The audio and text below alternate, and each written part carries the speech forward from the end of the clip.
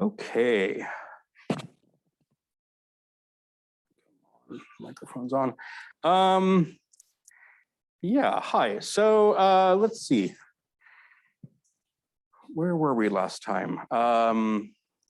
Series tests, right? We did the ratio test at the end of class last time. And that's a very powerful test that's very useful in certain scenarios. So some of this is going to be right, just like trying series tests again. And there's this practice on this page. And so we're going to break up into groups in a couple minutes and just try to start working through these. I think we did number 3 as a ratio test example. But then there's all these other questions on here. And I did want to sort of like think about, maybe give you some pointers of like sort of how to start when you see a brand new series. How do you start actually thinking about it and start trying to figure out whether it converges or diverges or not, right? So we actually did number 5 also as an example in class.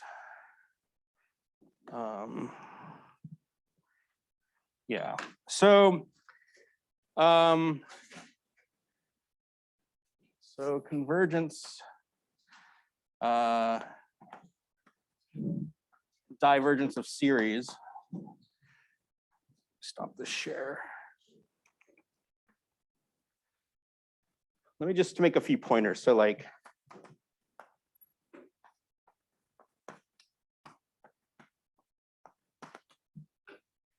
so given a series like this, you know, sum of A sub n, we want to know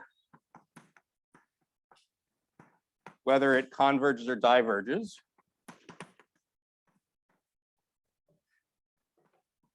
Remember, that's the question we ask because it's very hard to sum series even when they converge. So we just really ask this question.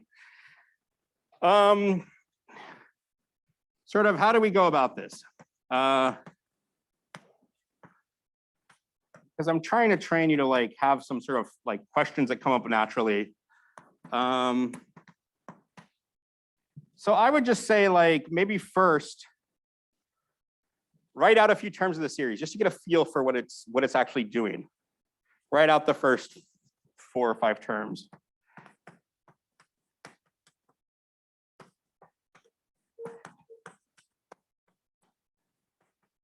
You know, you kind of, it's such an abstract entity that you want to like start writing out some terms to see like what is actually happening here. What does this feel like's happening? Are the terms going to 0?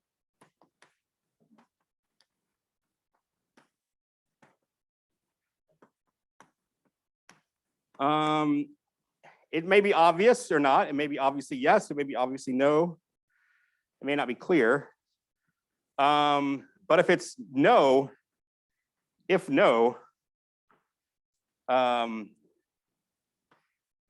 or may not be clear. I mean, if you just look at some of the examples on that handout, it may or may not be clear. But if the answer is no, then we know the series diverges, right? The terms aren't going to 0, it definitely diverges.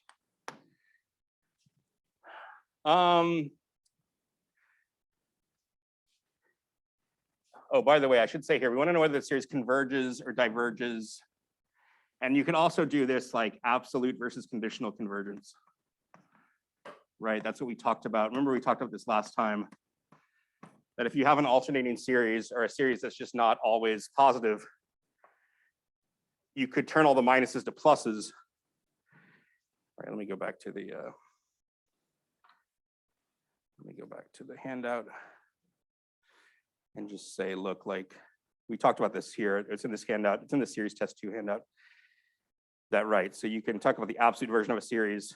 If you have a series it might be alternating or it might just be kind of chaotically positive and negative. But if you change all the minuses to pluses, that's a different series called the absolute series. And if that converges, then we say the series converges absolutely. So there's a possible, so you know, you might want to think about that. Sorry,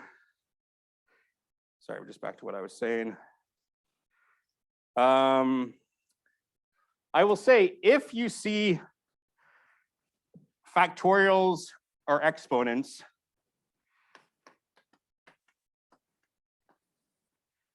if you see factorials, like in factorial or exponential functions,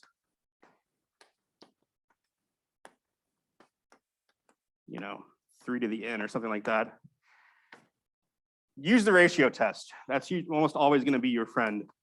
It's this powerful thing. It's going to be your friend. That's sort of a thing to jump to, because that also tells you whether a series converges absolutely or not. Right? So even if the series is alternating, like, I don't know, something like this has a minus 2 to the n, so it's alternating, but it's got an exponential function in it. So maybe you want to try the ratio test on that. Remember, this is what the ratio test says. You convert, you compute. Oh, sorry, I keep forgetting to do this here. One of these years, I'll figure this out. Okay, you compute, and the ratio test, you compute the ratio of consecutive terms, the limit as n goes to infinity, and then what the output of that might tell you something about the series. And if you have an exponential or a factorial, it's almost always going to be like, you're almost always not going to get 1. So the ratio test is sort of the right test to use. Otherwise, if it's not, I would say if you don't see those, so if you only see like powers or natural logs, or like, I'm just, again, keeping those examples in front of you just to like, so you can look around at them. If not, if no factorials or exponentials,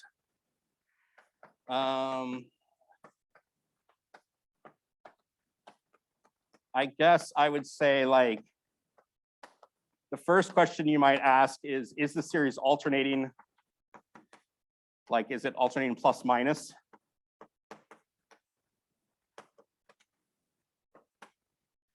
If so, what is does the alternating series test apply? Remember, that was the whole thing we did last on Monday, just about like jumping back and forth.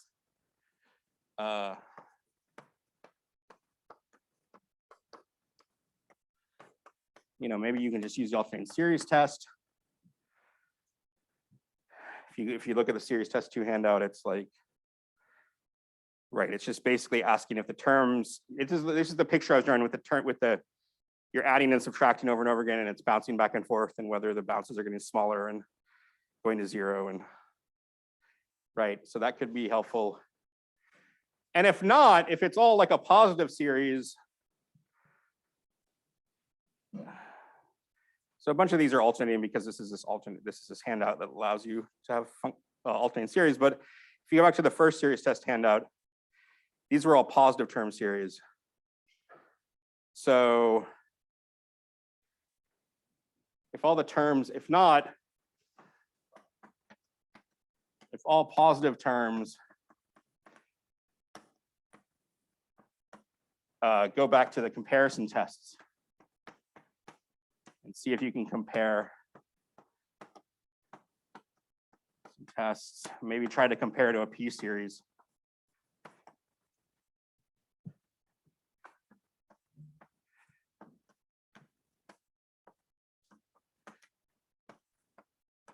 And sort of the last resort would be the integral test. Like, if nothing is working, if you're not getting any nice comparisons, whatever, then if no comparisons are working, try the integral test.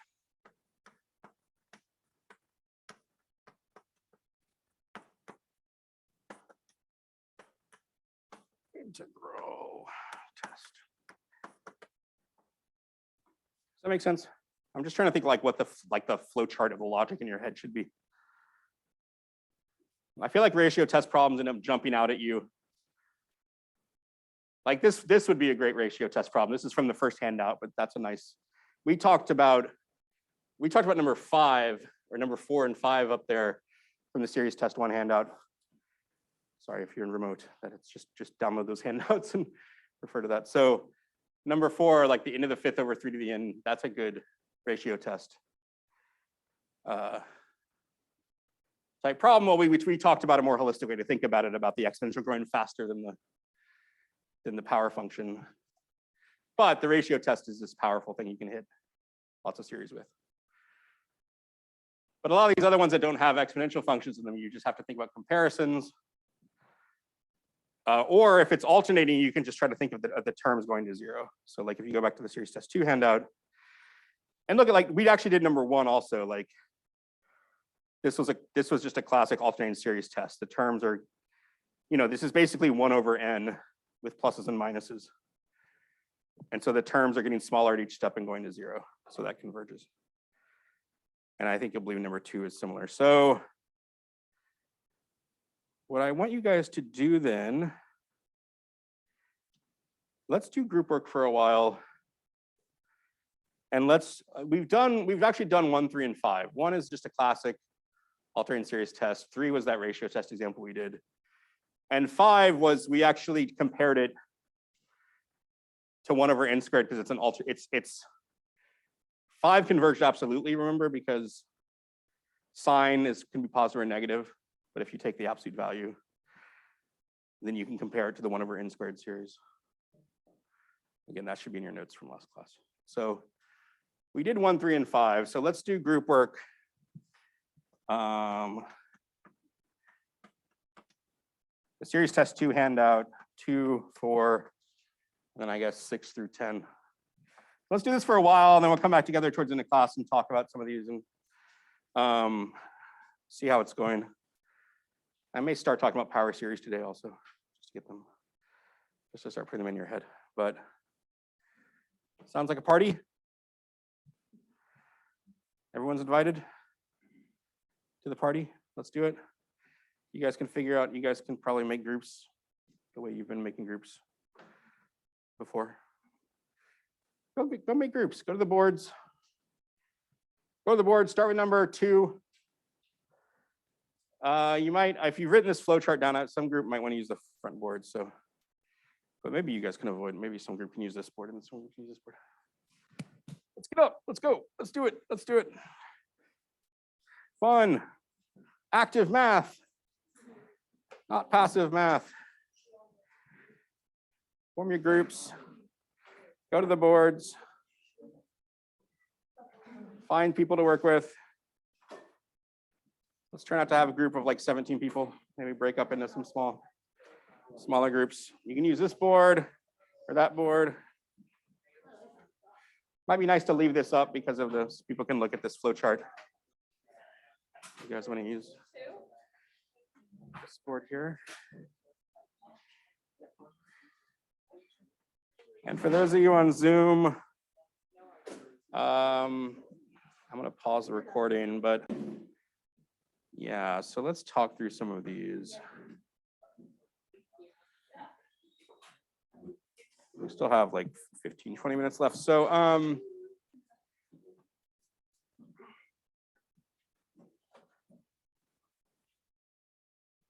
yeah, okay, so let me look at some of these. So right.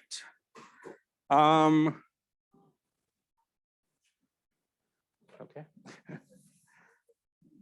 Something here. So if you look at like 1, 4, and 7, those are all series that converge by the alternating series test. You're basically, it's bouncing, they're all bouncing back and forth. And you can show that the terms are going to 0, and each term is less than the previous one. But that doesn't ask the question of absolute convergence. That doesn't answer the question of absolute convergence. So let me just go through each of these. But I'll skip, like I said, we did 1, 3, and 5 in class already, actually. So those are in your notes somewhere. So let's look at, so 2, just to make sure we're on the same page. So one thing that I sort of maybe didn't write well enough in this flow chart up here was this like logical flow chart was that it's nice to just look at the absolute version first.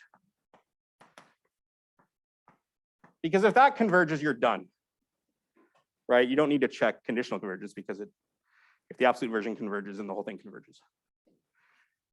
And I asked you to write terms out just to get a feel that this is something like plus minus plus minus. But the absolute version, remember the -1 to the n-1 just encodes plus minus plus minus. So if you want to make those all pluses, you just get rid of this and make it a 1. Right? So the absolute version of this is 1 over 2n cubed plus 1. And you could compare to, I mean, again, if you want to write this out more formally, you'd have to actually set up inequalities, but it's pretty clearly you're going to compare it to 1 over n cubed, which converges.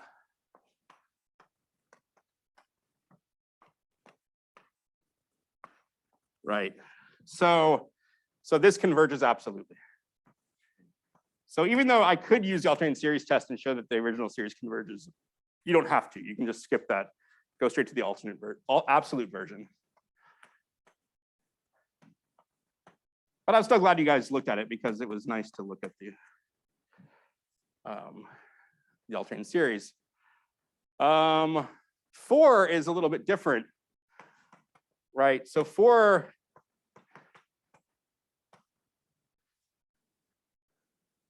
Oh, I started at 2 because, yeah. -1 to the n times a natural log of n over n. The absolute version of this, again, you get rid of that -1 to the n. And you have the sum of ln of n over n. And we actually did this example also in class. We showed this is greater than the sum of 1 over n because natural log grows. It grows slowly, but it grows.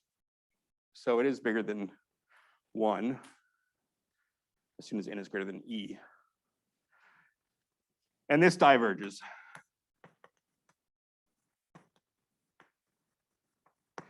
So that means this series is not absolutely convergent, right? It's not absolutely convergent, but that still leaves the two possibilities. It could just straight up diverge, or it could converge, which would mean that the series is called conditionally convergent, right? Here, we haven't actually found out anything about this series yet, because the absolute version diverges, so that doesn't tell us anything about this. So we have to look back at this, but this does satisfy the alternating series test. So it's not absolutely convergent, so we still need to answer whether it converges or diverges.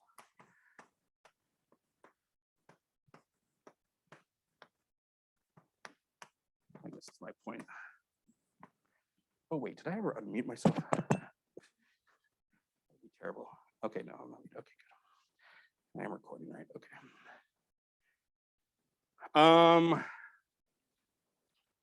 So this is like the sum -1 to the n an, where a sub n is natural log of n over n. It's an alternating series. So try the alternating series test.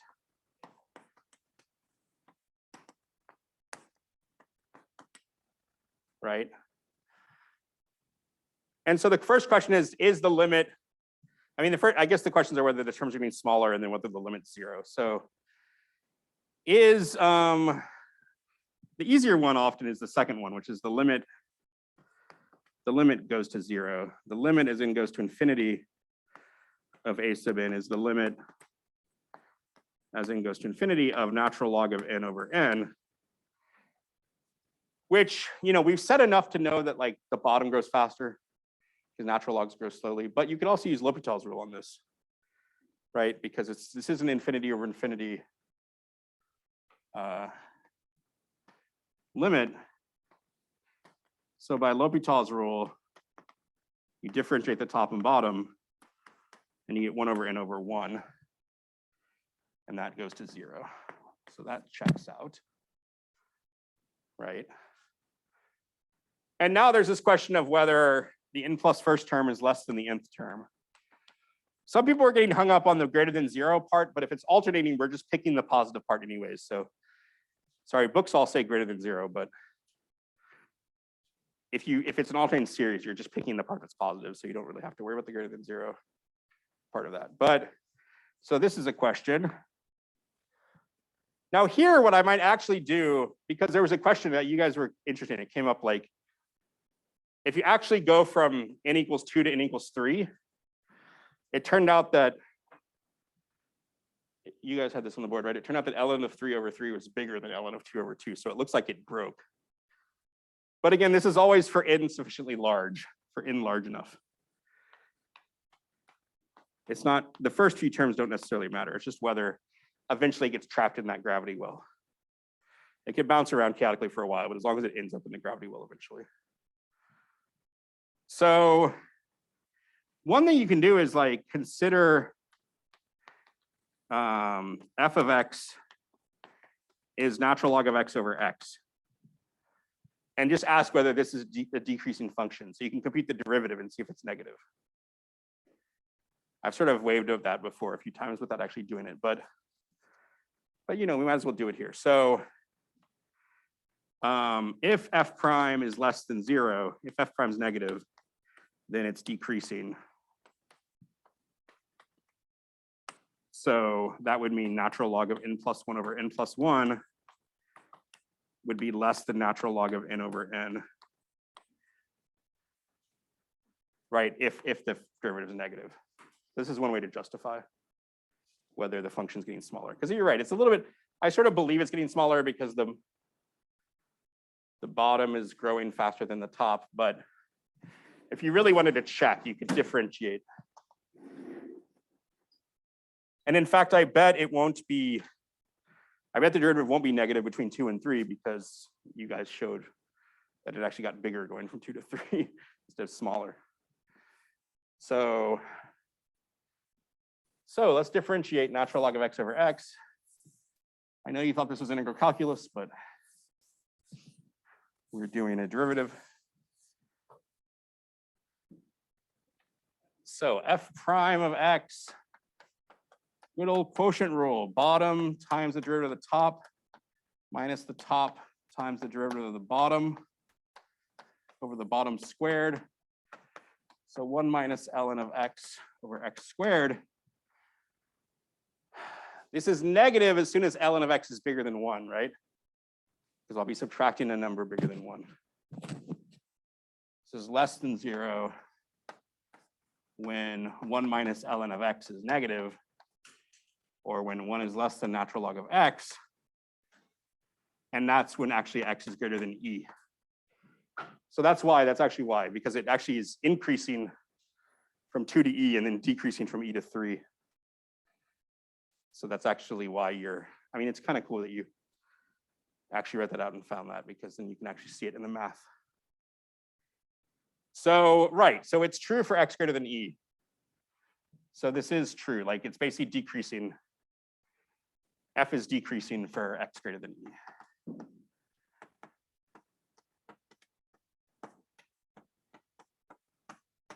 And so that checks out as n gets large.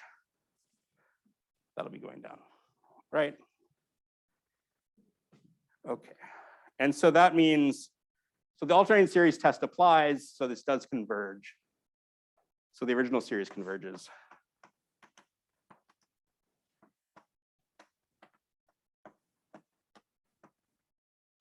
By the alternating series test. So what we really found is that this whole series is conditionally convergent. It converges, but its absolute version diverges. That's the upshot of all this. Okay.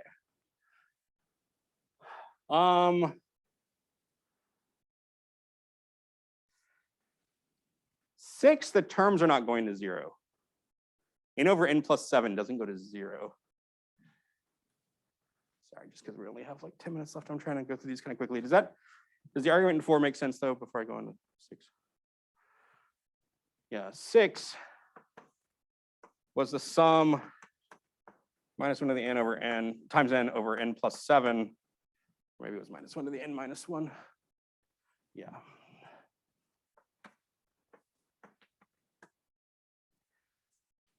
So the problem is that the limit, the terms don't go to 0.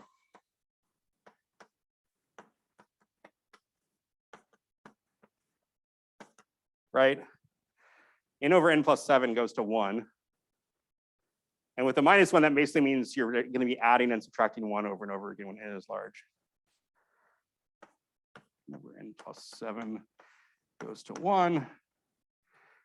So this is like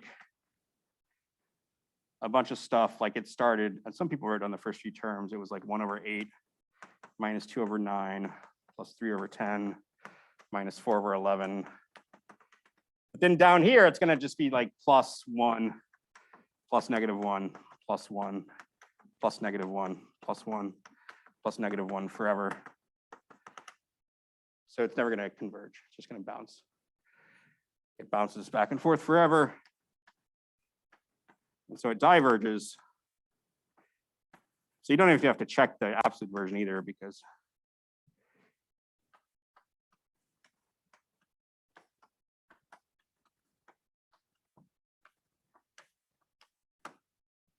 yeah. Does that make sense? Okay.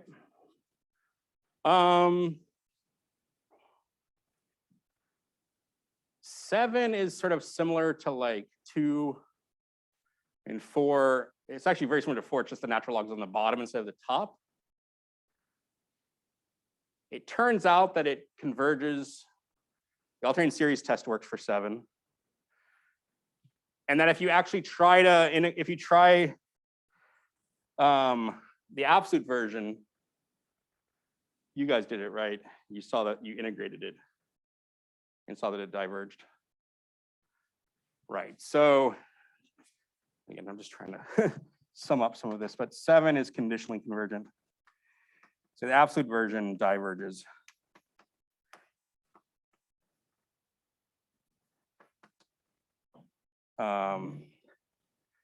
The absolute version is the sum of 1 over n log n. We did one like this in class with natural log of n squared or cubed or something. And I think there's one on the homework for like natural log n squared. Yeah, maybe we did cubed in class. Natural log n squared was on the homework. Basically, all the comparisons fail. This is kind of in the gray middle ground between the p-test, between p equals 1 and p equals like 1 plus a tiny bit. So it turns out you integrate integral tests as this converges. I mean, so it diverges, sorry. If you try the integral test on this, the improper integral diverges. Yeah, you guys got natural log, right? It's like you end up getting log of x. But then actually the alternating series test is even easier for this, because like if you have 1 over n log n, the bottom's clearly increasing, so 1 over it's decreasing. And the bottom's getting larger, so the 1 over it's going to 0. So alternating series test is sort of easy.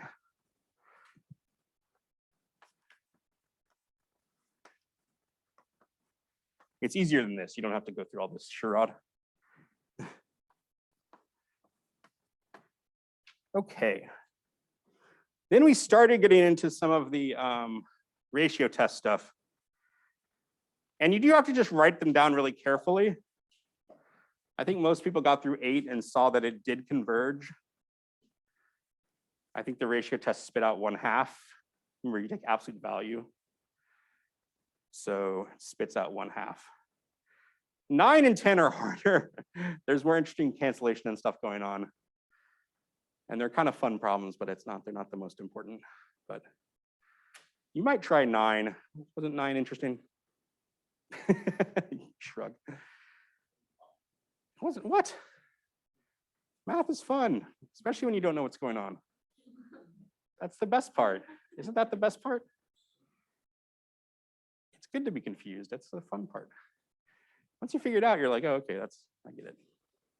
Fun kind of ends. That's my philosophy anyways. I know Amy and Gio were into that problem. You guys were into that problem, right? There's really interesting things that happen with cancellation. Like for number 9, if you want to play with it on your own, I would recommend, I would really try doing like A3 over A2 or A4 over A3, like for specific ends. We did that with, we had the in-factorial example that we did with cancellation, and we tried a specific example. And there's just, you can see interesting stuff going on if you write it all out super explicitly. So it's fun. 9 and 10 are fun. 10 secretly involves E, which is surprising. Okay, so we've now covered series tests, which means we can start power. We can do power series next week, and then we can do Taylor series the 2 weeks after break. And Taylor series are excited. That's where the good stuff is. It's going to make all this kind of abstract nonsense pay off. Taylor series, I claim. All right, call today. You guys are the best. Have a good week. I'm going to post the problem set for Friday. Sorry, I haven't.